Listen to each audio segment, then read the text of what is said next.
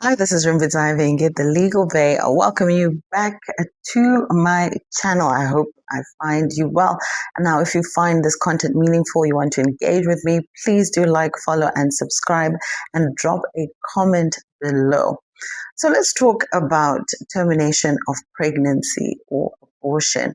This is something that has been very topical, not only in Africa, in Zimbabwe, but even in the world, in the United States of America, you name it, so many conversations around this. But I want to talk about where the standpoint is currently in terms of Zimbabwean law. So the law dictates that termination of pregnancy is unlawful. Several issues were raised around how sometimes the process takes too long.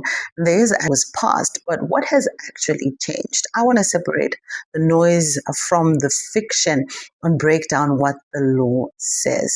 With the passing of the Medical Amendment Act, certain provisions have now been updated, but importantly, the core of the legislation remains restrictive. This is not a free access regime. It's still controlled. It's still a legally limited framework.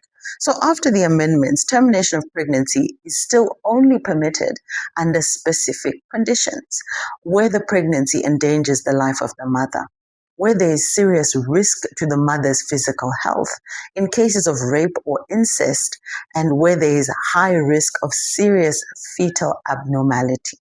Now, these grounds remain the legal foundation. They have not been removed.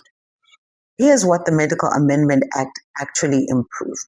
Procedural clarity, the streamlining of approval processes in lawful cases, reduced bureaucratic delays in accessing legal termination. Medical oversight has been strengthened.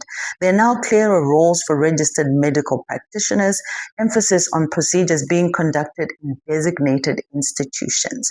There's also patient protection measures that have been reinforced with stronger safeguards for women accessing lawful services. There are more defined compliance requirements for healthcare providers.